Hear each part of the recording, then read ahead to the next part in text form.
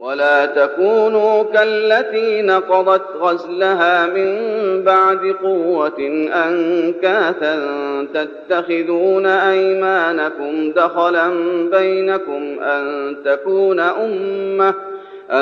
تكون أمة هي أربى من أمة إنما يبلوكم الله به وليبينن لكم يوم القيامة ما كنتم فيه تختلفون.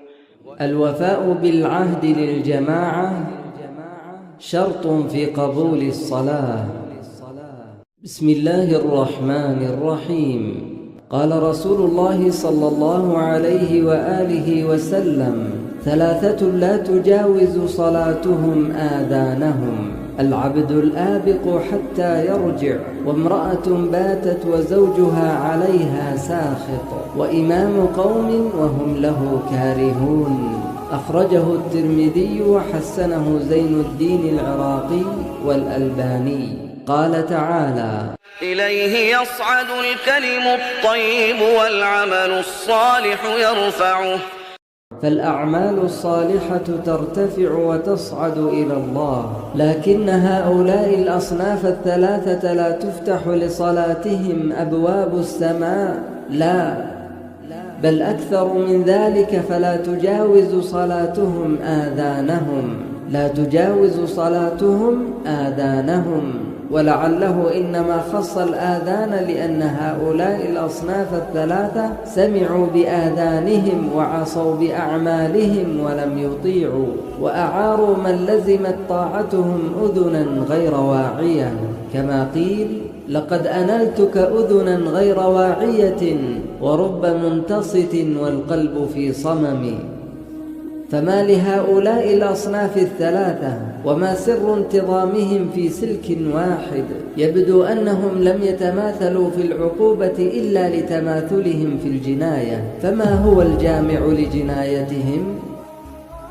أول الأصناف الثلاثة العبد الآبق حتى يرجع إلى طاعة سيده، لا تقبل صلاته لأن عبادته مرهونة بطاعته لسيده، فإن خرج عن إمارة سيده وهرب عن طاعة سيده لم تقبل صلاته.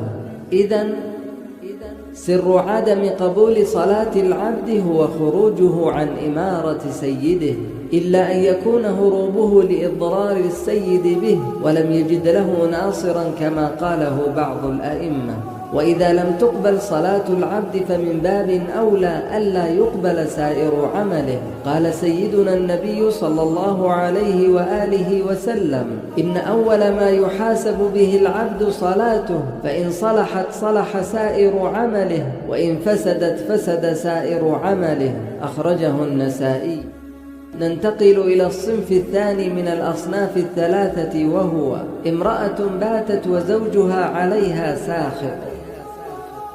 وسخطه إما أن يكون لسوء خلقها أو نشوزها عن طاعة زوجها، والزوج سيد زوجته، كما قال تعالى: وألفيا سيدها لدى الباب. هكذا وصفه بقوله سيدها، فالزوج سيد زوجته، وما دام أن الزوج سيد لزوجته فقد لزمها طاعته، فإن عصته ونشزت فقد شابهت العبد الآبق عن سيده، فكلاهما عاص لسيده، وبالتالي فقد تماثلت العقوبة، فكلاهما لا ترفع صلاته فوق آذانه، وكلاهما خرج عن الإمارة.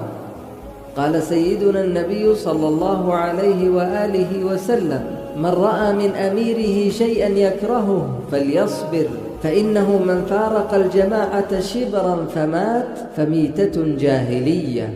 أخرجه البخاري ومسلم.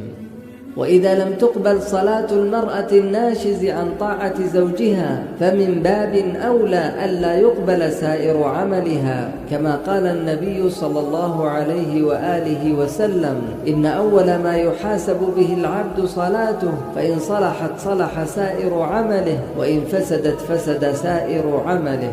أخرجه النسائي. وقد يتبادر إلى الذهن ويسبق إلى الفهم أن من لا تقبل صلاتهم فقط هم العبد والزوجة وكل من شابههم في عصيان الجماعة والخروج عن الإمارة. وأما سمو الأمير فيطاع وإن ضرب ظهرك وأخذ مالك. لكن الحديث النبوي الشريف ثلث بأمير، وأي أمير؟ وثلث بإمام، وأي إمام؟ إنه إمام الصلاة أقرأهم لكتاب الله وأجودهم له تلاوة، إلا أن المصلين يكرهون إمامته لهم وصلاته بهم لمعنى يذم به شرعا.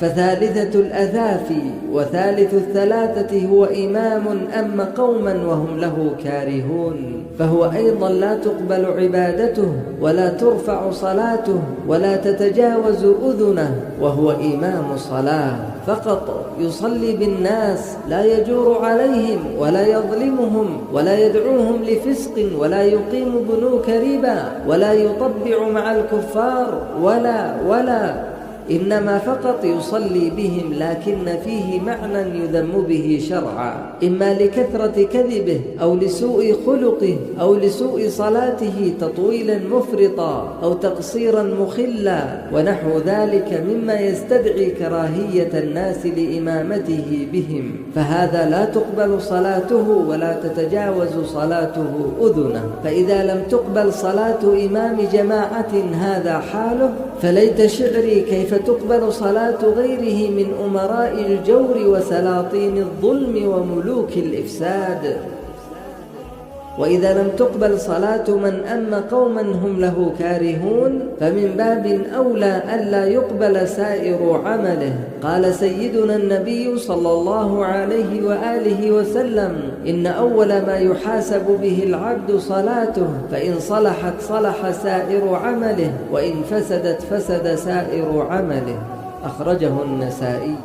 خلاصة مفهوم الحديث: نظم الحديث الثلاثة الأصناف وجمعهم في سلك واحد، لأن محور قضاياهم حول الإمارة، فالأولين ربط عقوبتهم بتمردهم وعصيانهم على من تجب طاعته، فهم بذلك لم يطيعوا الله، فطاعة السيد والزوج في غير المعصية هي من طاعة الله، ومن عصاهم فقد ترك طاعة الله. وإذا لم تقبل صلاتهم فغير الصلاة من الطاعات أحرى ألا تقبل وأجدر أن ترد. وفي المقابل لا تقبل صلاة إمام مسجد إن تصدر إمامة قوم عن غير رضا منهم ولا تأهل، فكيف بغيرها من الولايات والإمارات من خلافة المؤمنين أو إمارة المسلمين؟ ومدار قبول الصلاة وعدم قبولها هو انتظام الفرد في الجماعة. وإذا كان هروب العبد من سيده ونشوز المرأة على زوجها يفسد نظام جماعة مصغرة جماعة الأسرة، فلا تقبل صلاتهم، فألا تقبل صلاة من يفسد في جماعة أكبر أولى وأحرى. وما فهم في شرح هذا الحديث الشريف صرح به في أحاديث أخرى، منها قال سيدنا النبي صلى الله عليه وآله وسلم: الصلوات الخمس والجمعة إلى الجمعة ورمضان إلى رمضان مكفرات ما بينهن إذا اجتنبت الكبائر. أخرجه مسلم. ثم بين في حديث آخر نماذج من الكبائر التي يقع فيها بعض المصلين، فقال سيدنا النبي صلى الله عليه وآله وسلم: الصلاة المكتوبة إلى الصلاة التي بعدها كفارة لما بينهما، والجمعة إلى الجمعة ورمضان إلى رمضان كفارة لما بينهما، إلا من ثلاث: إلا من الإشراك بالله ونكث الصفقة وترك السنة. أما نكث الصفقة أن تبايع رجلا ثم تخالف إليه تقاتله بسيفك، وأما ترك السنة فالخروج من الجماعة. أخرجه أحمد.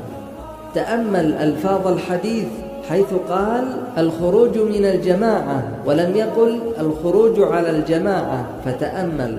فالخروج من الجماعة من الكبائر بمثابة التولي يوم الزحف، وإذا كان الخروج من الجماعة من الكبائر كتجميد عضوية عمله فيها فإن الخروج على الجماعة أولى بمخالفة قياداتها والإفساد فيها من باب أولى، فتأمل. وإذا تقرر أن فاعل هذا الأمر لا ترفع صلاته، وأن الصلوات الخمس والجمعة إلى الجمعة ورمضان إلى رمضان في حق ليست مكفرات لما بينهن، ولست أدري هل يصح تنزيل حديث عائشة رضي الله عنها أن رسول الله صلى الله عليه وآله وسلم قال: 6 لعنتهم وكل نبي مجاب: الزائد في كتاب الله عز وجل، والمكذب بقدر الله، والمستحل محارم الله، والمستحل من عترة ما حرم الله، والتارك للسنة. أخرجه الطبراني. والتارك للسنة فسر في الحديث الأول بالخروج من الجماعة. ومن الجدير بالذكر أن ترك السنة بمظهر الخروج من الجماعة يشمل ويعم كل جماعة عاملة في الساحة، فإذا تبين لأحد أعضاء الجماعة أن جماعة أخرى هي أرضى لله من جماعته فيلزمه الانتقال من جماعته إلى الجماعة الجديدة. قال تعالى: الذين يستمعون القول فيتبعون أحسنه. وقال تعالى: اتبعوا أحسن ما أنزل إليكم من ربكم. وقال تعالى لسيدنا موسى عليه السلام: فخذها بقوة وأمر قومك يأخذوا بأحسنها. وإن أعطى عهدا لجماعته الأولى فلا يلزمه أكثر من الكفارة. قال سيدنا النبي صلى الله عليه وآله وسلم: وإذا حلفت على يمين فرأيت غيرها خيرا منها فكفر يمينك وأت الذي هو خير. أخرجه البخاري ومسلم. ألا وإن خير الجماعات وأحسنها لجماعة يعتز الإمام المهدي عليه السلام بانتمائه إليها ونسبته لها، فيقول: إنما أنا رجل من الأنصار، فهو منهم وهم منه، فحافظوا على تماسكها وثباتها واسعوا للارتقاء بها، فالطاعة الطاعة. لأكثر الجماعات اهتماما بأشراط الساعة، ونعمة البضاعة العلم بأشراط الساعة، فقد جاءت الآثار: إذا خرج اليماني فانهض معه، وإن الملتوي عليه في النار. فاليماني الموعود واجب الطاعة، ووجوب طاعته مستمد من ضخامة مشروعه، فهو ليس مشروعا عائليا أو أسريا أو قبليا أو قطريا، إنما هو مشروع عالمي، ولذا لا يحتمل الالتواء عليه.